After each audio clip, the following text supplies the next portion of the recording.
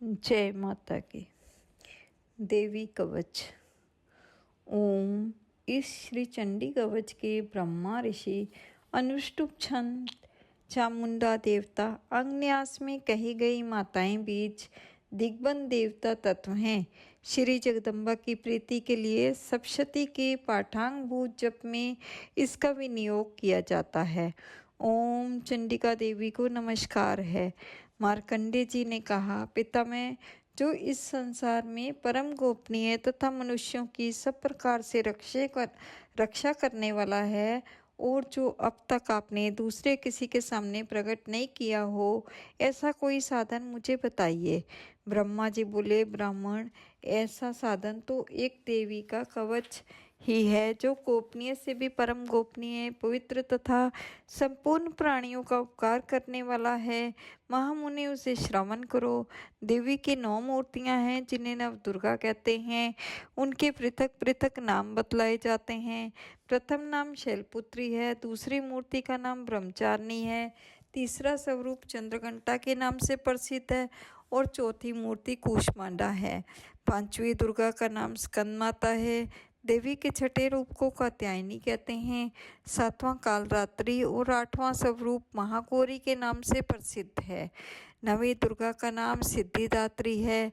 ये सब नाम सर्वज्ञ महात्मा वेद भगवान के द्वारा ही प्रतिपादित हुए हैं। जो मनुष्य अग्नि में जल रहा हो, रणभूमि में शत्रुओं से गिर गया हो, विषम संकट में फंस गया हो तथा इस प्रकार भय से आतुर होकर जो भगवती दुर्गा की शरण में प्राप्त हुए हों, उनका कभी कोई अमंगल नहीं होता।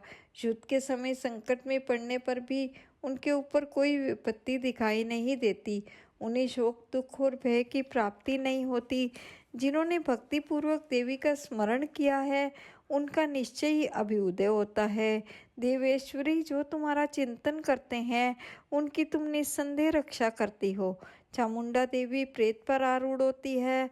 वराही भैंसे पर सवारी करती है। इंद्री का वाहन ऐरावत हाथी है। वैष्णवी देवी गरुड़ पर ही आसन जमाती है।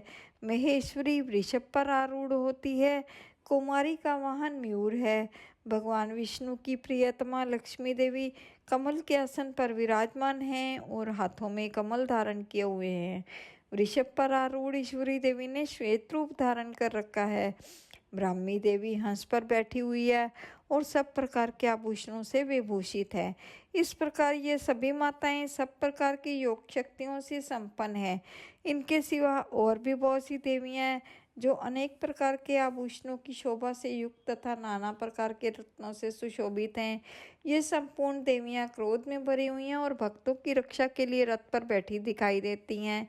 ये शंख, चक्र, गदा, शक्ति, हल और मुसल, खेटक और तोमर, परशु और पाश, कुंत और त्रिशूल एवं उत्तम शारंग, धनुष आदि शस्त्र अपने हाथों में धारण करती हैं। दैत्यों के शरीर का नाश करना, भक्तों को अभयदान देना और देवताओं का कल्याण करना, यही उनके शस्त्र धारण का उद्देश्य है। महान रौद्रूप, अत्यंत घोर पराक्रम, महान बल और महान उत्साह वाली देवी, तुम महान भय का नाश करने वाली हो। तुम्हें नमस्कार है। तुम्हारी ओर देखना भी कठिन है। शत्रुओं का भय बढ़ाने वाली जगदम्बिके, मेरी रक्षा करो। पूर्व दिशा में इंद्री मेरी रक्षा करे। अग्निकोण में अग्नि शक्ति, दक्षिण दिशा में वाराही और नैऋत्य कोण में खड़गधारणी मेरी रक्षा करे। पश्चिम दिशा में वारुणी और वावे कोण में मृग पर सवारी करने वाली देवी मेरी रक्षा करे। उत्तर दिशा में कुमारी और ईशान कोण में धारिणी देवी रक्षा करे। ब्रह्माणी, तुम ऊपर की ओर से मेरी रक्षा करो और वैष्णवी देवी नीचे की ओर से मेरी रक्षा करे। इसी प्रकार शव को अपना वाहन बनाने वाली चामुंडा देवी 10 दिशाओं में मेरी रक्षा करे। जया आगे से और विजया पीछे की ओर से मेरी रक्षा करे। वाम भाग में अजिता और दक्षिण भाग में अपराजिता रक्षा करे। उद्योतनी शिखा की रक्षा करे। उमा मेरे मस्तक पर विराजमान होकर रक्षा करे। ललाट में मालाधारी रक्षा करे तथा यशस्विनी देवी मेरी भौहों का संरक्षण करे। भौहों के मध्य भाग में त्रिनेत्रा और नतनों की यमघंटा देवी रक्षा करे। दोनों नेत्रों के मध्य भाग में शांखनी और कानों में द्वारवासिनी रक्षा करे। कालिका देवी कपोलों की और भगवती शांकरी कानों के मूल भाग की रक्षा करे। नासिका में सुगंधा और ऊपर के ओठ में चर्चिका देवी रक्षा करे। नीचे के ओठ में अमृत कला और जीवा में सरस्वती देवी रक्षा करे। कौमारी दांतों की और चंडिका कंठ प्रदेश की रक्षा करे। चित्रघंटा गले की घंटी की और महामाया तालू में रहकर रक्षा करे।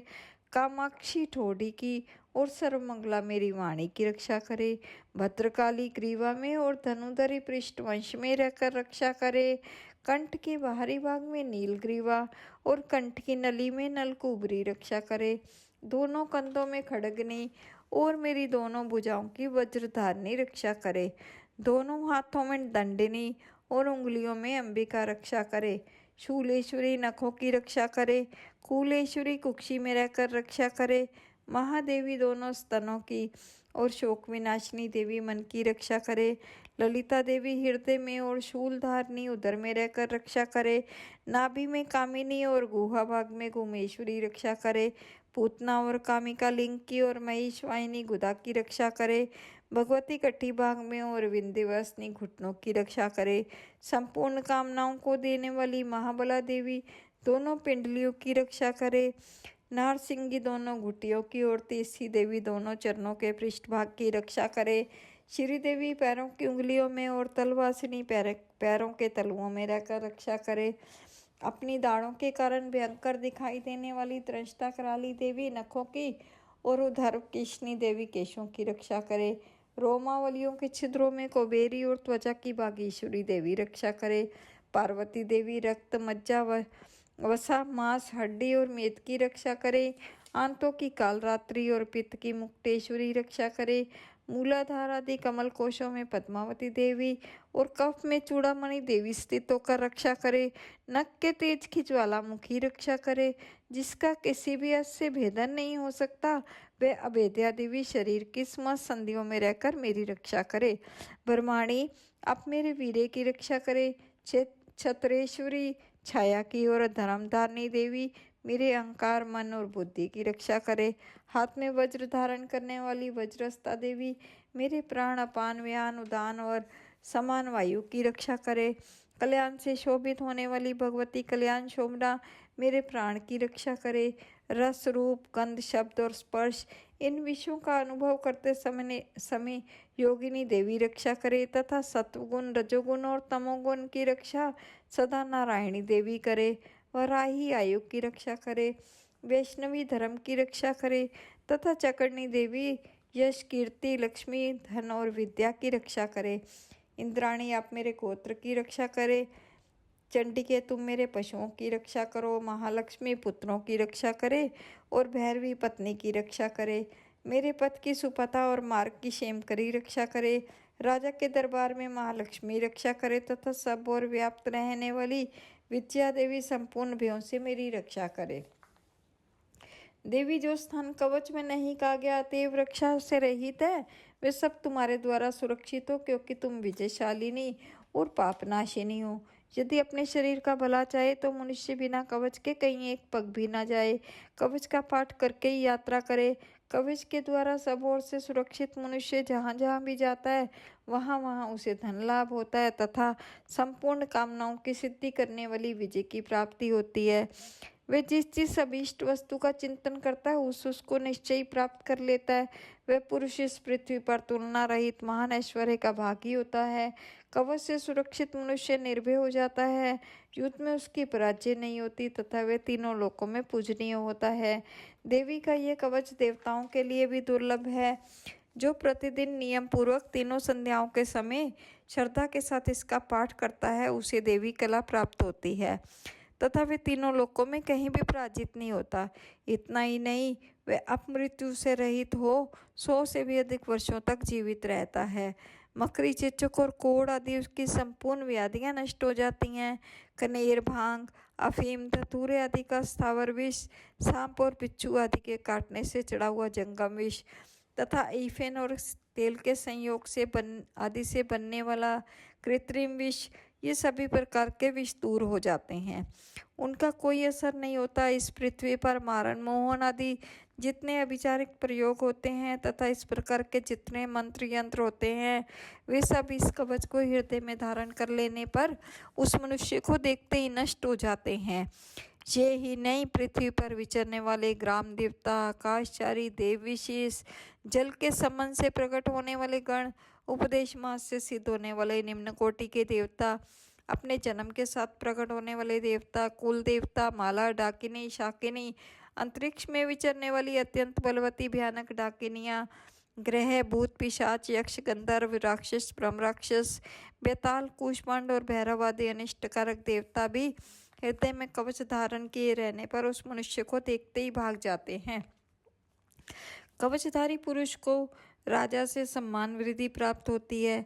यह कवच मनुष्य के तेज की वृद्धि करने वाला और उत्तम है। कवच का पाठ करने वाला पुरुष अपनी कीर्ति से विभूषित भूतल पर अपने सुयश के साथ साथ वृद्धि को प्राप्त होता है।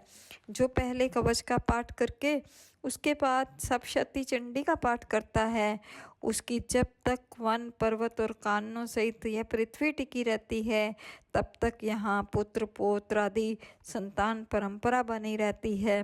फिर देह का अंत होने पर वह पुरुष भगवती महामाया के प्रसाद से उस नित्य परम पद को प्राप्त होता है जो देवताओं के लिए भी दुर्लभ है। वह सुंदर दिव्य रूप धारण करता और कल्याण में शिव के साथ आनंद का भागी होता है। जय माता की।